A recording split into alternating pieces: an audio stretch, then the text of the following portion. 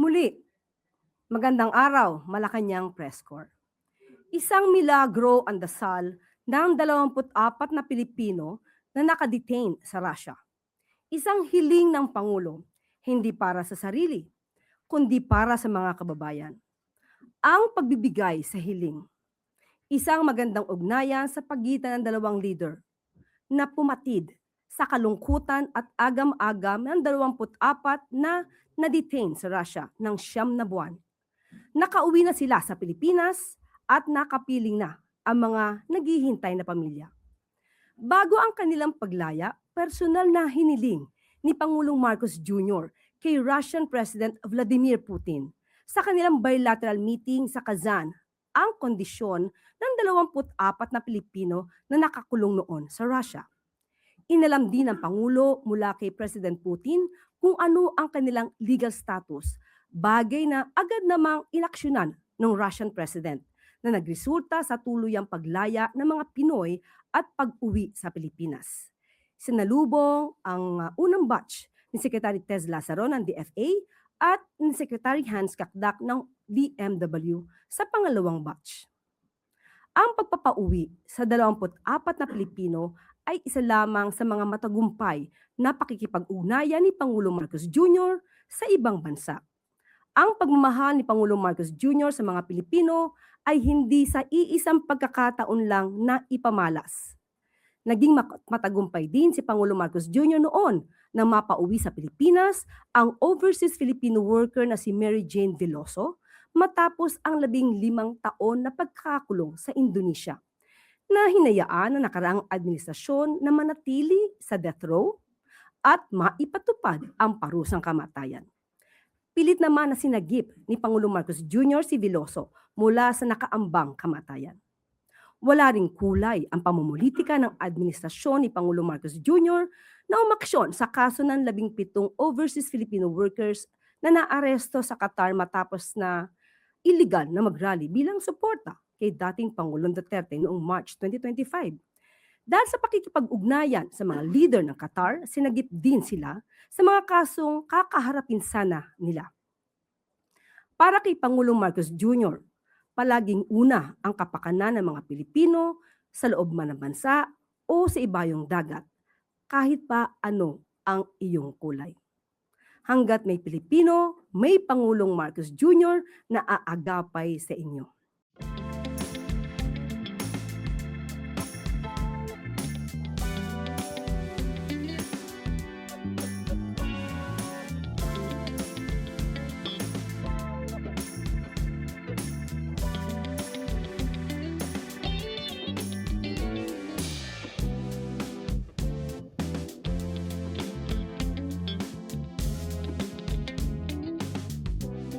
Isang pasasalamat para kay President Vladimir Putin at sa ating Pangulo, Pangulong Ferdinand R. Marcos Jr. Tatlong magkakasunod na malalaking proyekto ang personal na binisita ni Pangulong Ferdinand R. Marcos Jr. kahapon sa Cebu na naglalayong iangat ang kapakanan ng taumbayan sa larangan ng infrastruktura at serbisyo publiko. Unang pinuntahan ng Pangulo ang inspeksyon ng Metro Cebu Expressway Segment 3A rehabilitation sa barangay Cantaoan, Naga City, kung saan nasa 62.79% na ang natatapos sa proyekto. Sa oras na matapos ito, inaasahan na ang travel time noon na 25 minutes ay magiging 10 minutes na lang mula barangay Pagdan hanggang Naga Valley Industrial Park. Pagkatapos ito, sunod na ginawa ng Pangulo ang inspeksyon ng Mananga River Flood Mitigation Structure Rehabilitation. Inatasan ni Pangulong Marcos Jr. si Public Works and Highways Secretary Vince Dizon na ayusin ang nasirang flood control structure upang maprotektahan ang mga komunidad na malapit sa ilog at agad na makipag-ugnayan sa local government units at ibang ahensya para magkaroon o para sa pangmatagalang solusyon sa problema. Ang flood control structure ng Mananga River ay nasira noong November 2025 dahil sa Bagyong Tino. Pinangunahan din ng Pangulo ang launching ng pangalawang walang gutom kitchen ng DSWD sa Cebu City. Dito binigyan diin ng Pangulo ang kahalagahan ng mas epektibong programa at hakbang upang matiyak na walang pamilyang Pilipino ang magugutom dahil sa kakulangan sa pagkain. Inatasan din ng Pangulo si DSWD Secretary Rex Gatchalian at iba pang ahensya na ayusin at paigtingin ang mga programa at ang inisyatiba tungkol sa food security na tutugon sa kagutuman. Kasama si Secretary Gatchalian, inikot ng Pangulo ang facility at inobserbahan ang operasyon nito kasabay ng pamamahagi ng pagkain at pakikisalamuha sa mga beneficiaries at mga opisyal.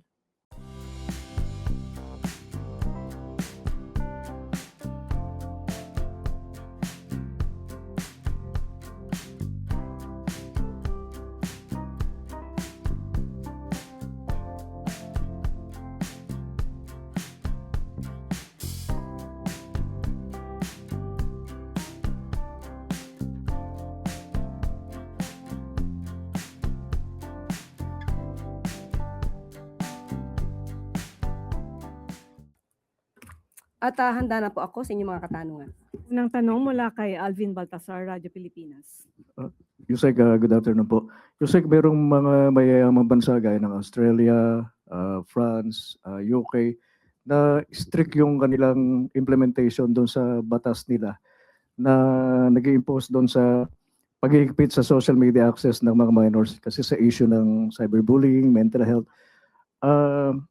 Nakikita po ba ng Pangulo na kailangan ding repasuhin ng Pilipinas yung access ng mga bata sa social media and eventually humiling sa Kongreso na magkaroon ng batas tungkol dito? Actually, napag-usapan po yan na nai-report nga po na itong mga batang ito ay gumon sa paglalaro ng online gaming na marahas. So, napag-usapan po na yung mga ganong klaseng app ay dapat na maban sa Pilipinas. So, maganda pong mungkahiyan at sana makagawa agad ng batas at open po ang Pangulo sa ganyang mga panukala. May effort po ba ang Pangulo na makapag-usap sa Congress para mabilis na maisulong ito, Yusek? Sa tingin po natin, kahit hindi na po kausapin ng mga mababatas dahil sa nangyari pong ito, ay mabilisan din sila magbabalangkas ng batas para po maisakatuparan ito. Salamat po, Yusek. Sunod na tanong mula kay Junel Maribohok, UNTV. Nasagot na po doon sa online games. Doon na lang po sa dagdag na budget na para doon sa mga public schools, para doon sa sinasabing mga well-trained na security guard. Bukas po ba dito yung palasyo na mabigyan sila ng dagdag na pondo para dito? Yan po ay naitanong din po natin at kung kinakailangan po talaga ay kailangan po magdagdag ng budget. Pagka ito po ang pinag-usapan natin para po sa seguridad ng ating mga kabataan at mga mag-aaral. Sunod na tanong mula kay Leth Narciso, DZRH. Yusek, dahil nga po dun sa Tacloban shooting incident at sa iba pang school-related violence na kinasasangkutan ng mga minor de edad, nabuhay yung debate sa kung dapat bang ibaba yung age of criminal liability. Si Senator Robin Padilla, sabi niya, ang tanong niya, may special session kaya yung kanyang panukala tungkol doon. Ang Malacanang po ba nakikita yung pangangailangan na amyendahan ang Juvenile Justice and Welfare Act? Depende po yan kasi kung ano po makikita na version ng Pangulo at kung ito naman ay magiging mas makakabuti sa ating mga kabataan at sa pagpapatupad ng ating batas ay sasang-ayunan naman po ng Pangulo yan. Doon po sa mga tumututol, mga nagsasabi na hindi kailangan. Ang sinasabi po, kailangan ay ipatupad na mabuti yung batas. At isa po dun sa naging nakapaloob dyan yung mapondohan, halimbawa yung child caring institutions. Na pagtutuon ng pansin po ba ito ng pamahalaan? Ganito yan eh. Itong batas po natin ngayon, hindi naman ibig sabihin na pag ikaw ay 15 and below, definitely wala kang criminal liability, pero may mga interventions na gagawin para ikaw ay ang iyong attitude, behavior mo ay makorek. Ang tingin natin na medyo may pagkukulang dito dahil pag inisip natin na 15 and below, hindi na kinakasuhan. Pinapakawalan na lang. nawawala yung pagpapa-implement, pag-i-enforce nung sinasabing intervention. So isa yan sa nakikita natin na kakulangan. Pero nakikita rin po natin ang nasa isipan ng mga miyembro ng PNP na ang mga kabataan po ngayon ay mulat na kung ikukumpara noon. Nakikita po natin na pag sinabi natin ay hindi ka naman makakasuhan, mas malakas yung loob nila na gumawa ng hindi maganda. So ito naman po ay hindi lang sa gobyerno dapat manggaling, kundi pati sa mga magulang, sa mga guardian, sa mga guro, kung paano natin din ihuhubog ang ating mga kabataan. Lalong-lalo na ngayon na talagang medyo mararahas yung napapanood natin sa social media. So tulong-tulong po talaga lahat para mas agapayan natin ang mga kabataan. Doon po sa binanggit ng PNP kanina na tinitingnan nila yung 12 years old, ano po ang posisyon ng Malacanang doon? Sa ngayon, walang posisyon ng Pangulo kung anong edad. Pero kung ang sinuggest nila ay 12 years old, ito ay reasonabling edad. Follow-up question mula kay Alexis Romero. Okay na? Okay. Sunod na tanong mula kay Harley Balbuena, IBC 13. Yusek, other matters po. Did Russia ask for anything in return or in exchange for the release of the 24 detained Filipinos? Wala po. Sa bilateral meeting, inopen lang po ng Pangulo ang patungkol sa 24 Filipinos na nakadetain sa Russia. And at the time na ito ay nabanggit ng Pangulo, ito kasi ay bandang dulo na bago magtapos. Of course, hindi natin inaasahan at hindi din naman inaasahan agad ng Pangulo kung ano yung magiging response ni President Vladimir Putin. Pero ikinagulat na nga niya na may mga Pilipino na nasa Russia at agad-agad niya sinabi na patitignan kung anong estado ng mga kababayan natin doon at bibigyan ng solusyon ng naaayon sa batas at naaayon din naman sa polisiya. Dahil sinabi ng Pangulo bago niya ito hilingin ay pinauna niya na nirerespeto ng Pilipinas ang batas at polisiya ng Russia.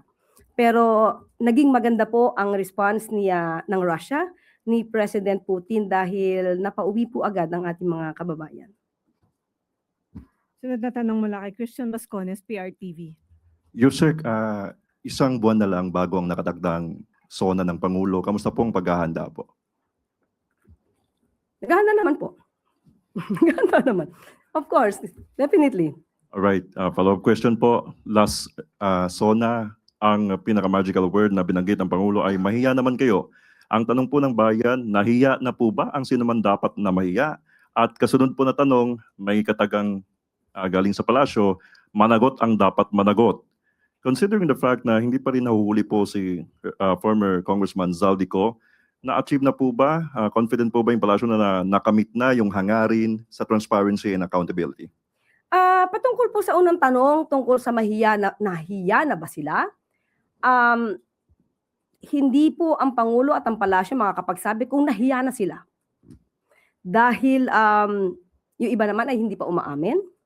Pero sa tingin natin yung mga umamin at nagsoli na ng mga milyon na pera, tingin natin ay nahiya na sila.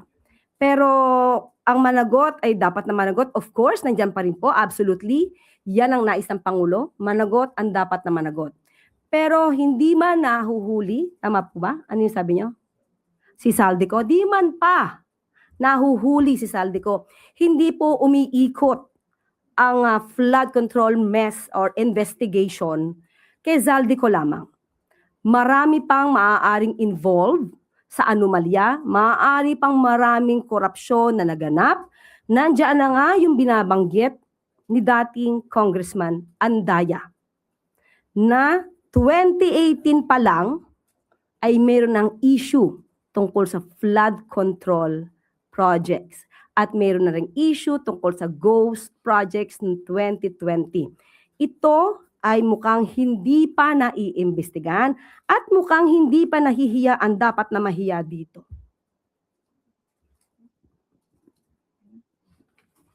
Okay. Okay, sunod na tanong mula kay Tina Maralit, The Manila Okay. Times. May follow-up question yata. Sino po ba ang binabanggit ni Congressman Andaya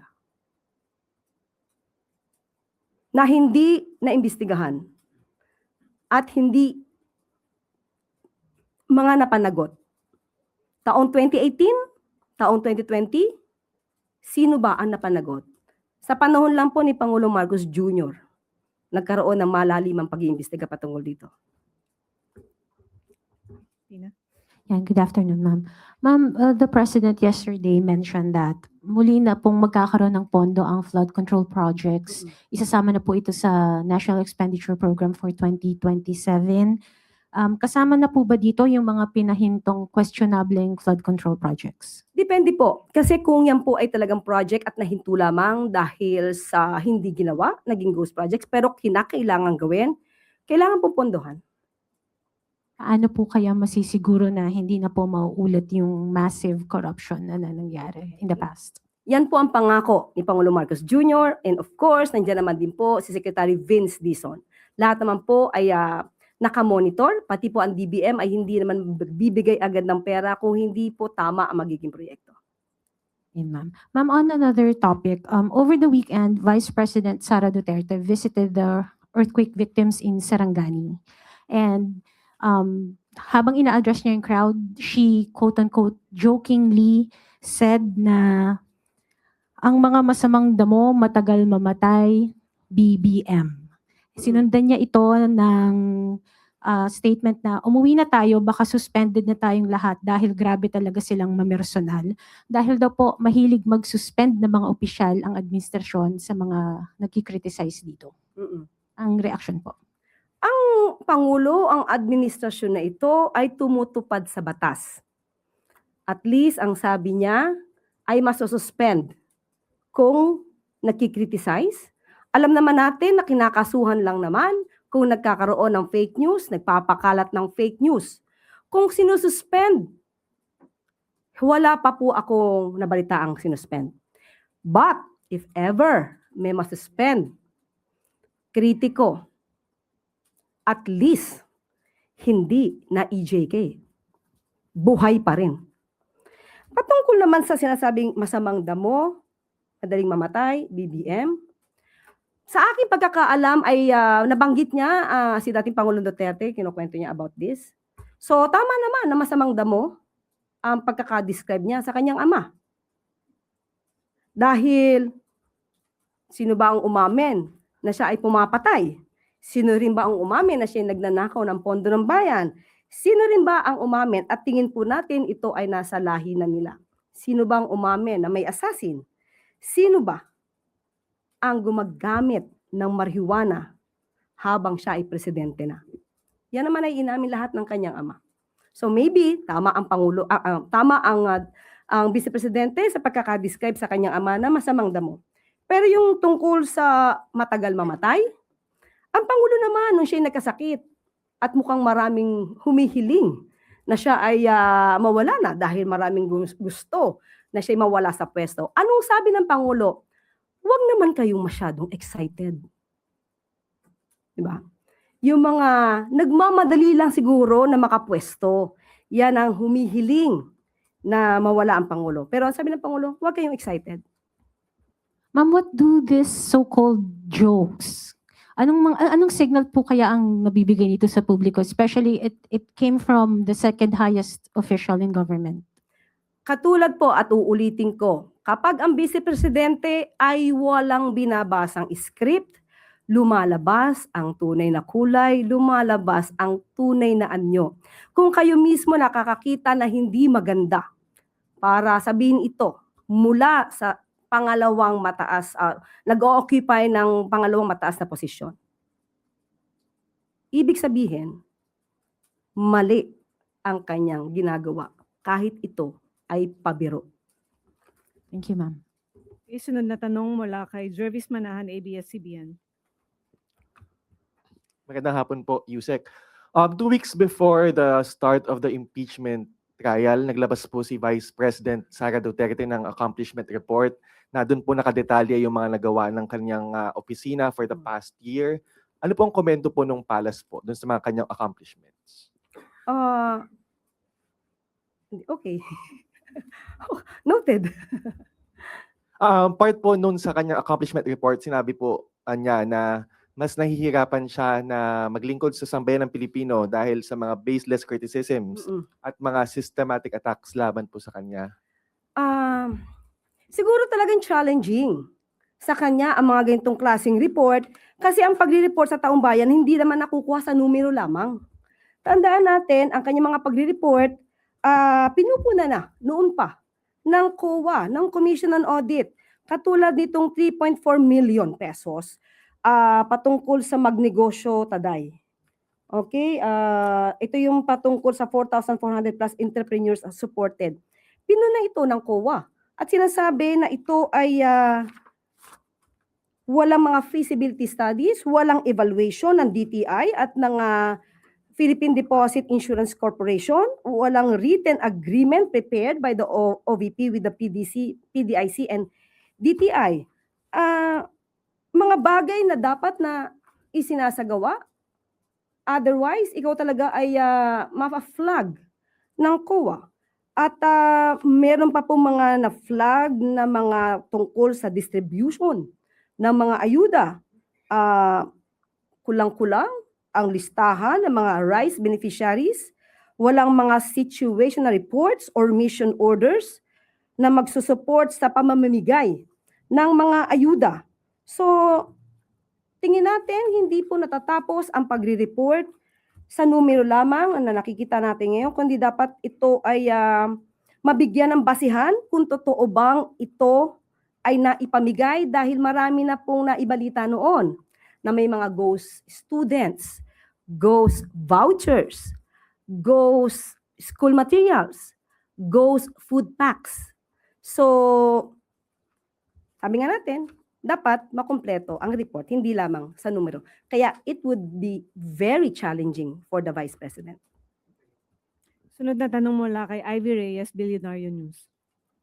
Hi, ma'am. We know the palace doesn't want to intervene in the impeachment trial of the vice president, but what does Malacanang make of the defense team's wishes to omit or remove 28 documents from the prosecution's presentation of evidence? Isa po dito yung SALN ng BISE on specific years, and we know how much value a SALN holds as seen in the conviction of Corona before.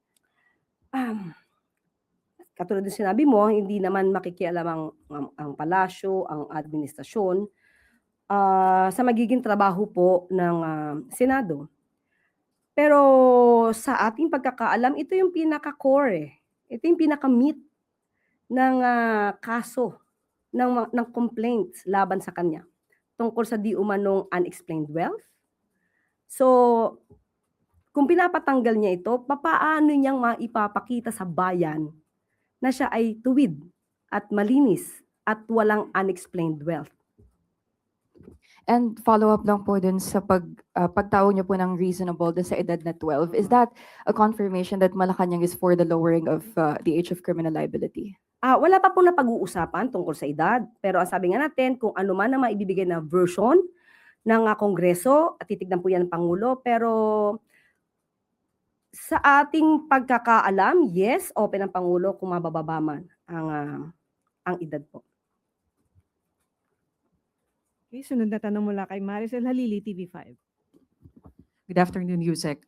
Yusek, going back to the Tacloban incident, the Vice President released a statement about the incident, and I quote, "This tragedy also exposes the failure of the government to recognize the importance of intelligence gathering and identifying threats before lives are lost. We cannot continue reacting only after another child is hurt or killed." Eto pa po, sabi niya rin, "The continuing loss of young lives should serve as a wake-up call to this administration. The government must act now to make our schools safer and to better protect our learners." Your comment on that, ma'am?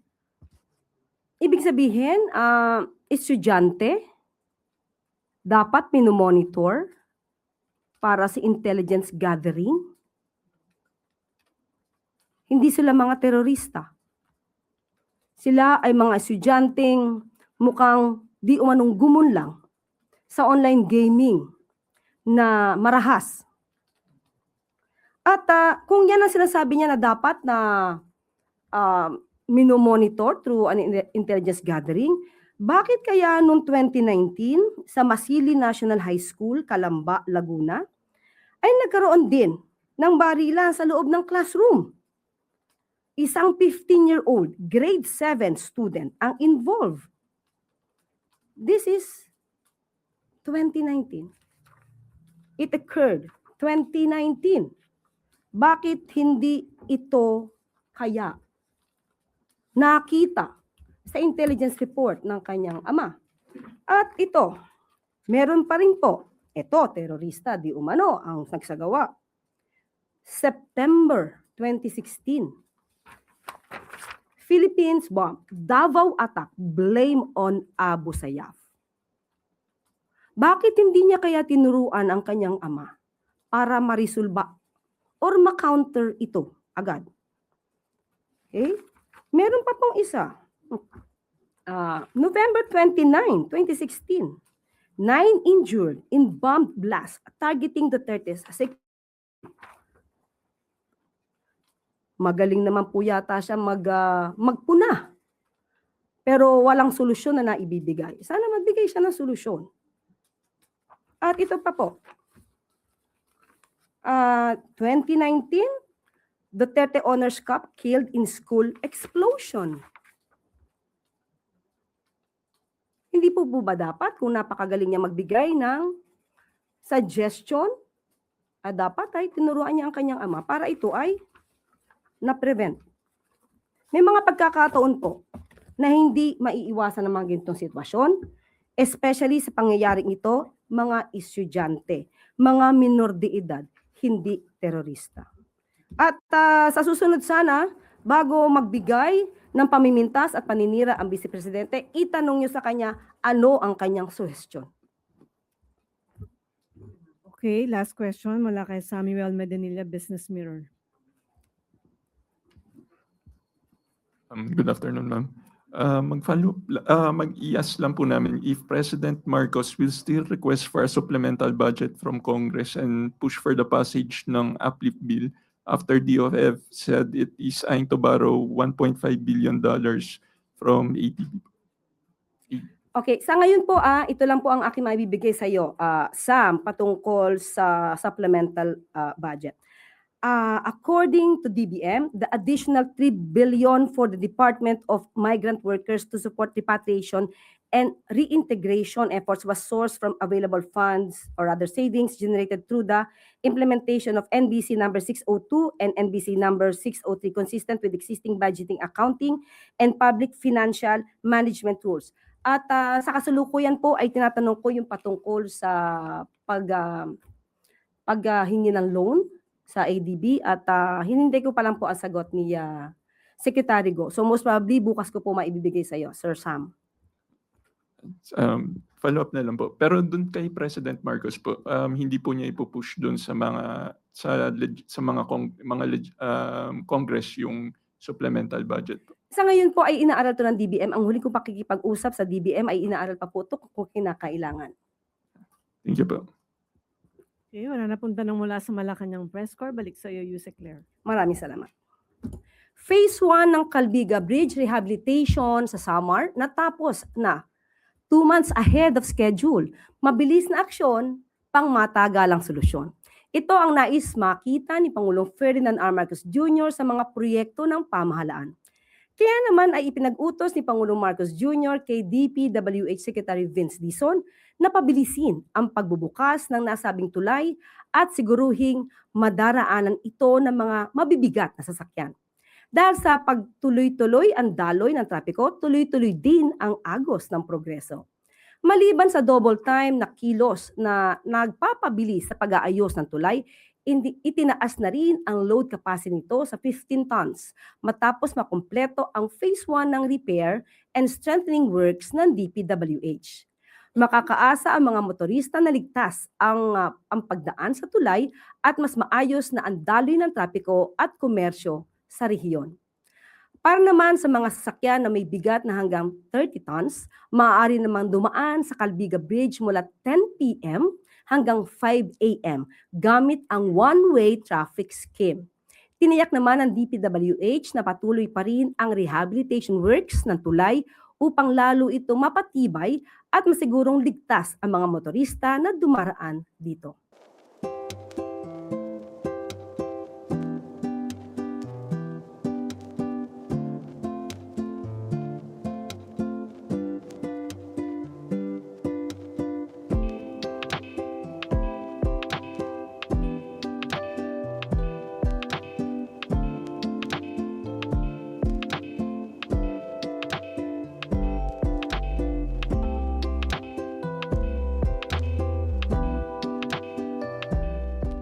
At bago tayo magtapos, ang totoong lingkod bayan ay hindi bulag sa mga ginagawang trabaho at programa ng gobyerno. Hindi naninira para sa pansariling pag-angat at hindi ginagawang katatawanan ang kalusugan, buhay o kamatayan ng isang tao. Ang dating nakatunggali ni Pangulong Ferdinand R. Marcos Jr. sa kampanyahan noong 2022 na si Mayor Leni Robredo ay bukas ang mga mata at puso sa mga magagandang programa ng gobyerno. Ikinalulugod niya at pinahahalagahan ang mga ginagawa ng administrasyon ni Pangulong Marcos Jr. Hindi niya tinatago ang katotohanan sa mga Pilipino ang agresibong pagpapatupad ng pangakong pabahay para sa mga benepisyaryo. Ibinahagi niya rin na hindi nakikita noon ang national government na ganito ka-agresibo sa mga proyekto para sa tao at ang budget for housing ay nagagamit ng husto at tama. Pinuri rin ng alkade ang sipag at ang pagiging mapagkumbaba ni Secretary Jose Ramon Ping Aliling ng DSUD dahil hindi madali ang pagsasakatuparan ng mithiin ng Pangulong Marcos Jr. na magkaroon ng disenteng pabahay sa ating mga kababayan. Pero kinakaya niya. Ang dating katunggali ay nakikita ang sipag at dedikasyon ng Pangulo at ng mga miyembro ng gabinete sa paglilingkod sa bayan. Nitong kamakailan lang ay magkasamang naglibot sa mga city sina DPWH Secretary Vince Dizon, Mayor Leni Robredo at ng Administrator Nani Almeda upang inspeksyonin ang ilang infrastructure projects sa bayan. Walang hatakan pababa o siraan, kundi puspusang trabaho lang para sa bayan. Kaya huwag magpaloko sa mga nagpapanggap na lingkod bayan pero puro paninira lang ang ginagawa at pilit binubulag ang taong bayan sa katotohanan na ang gobyernong ito ay nagtatrabaho, naglilingkod at hindi nagbabakasyon lang. Nagpapasalamat tayo sa national government.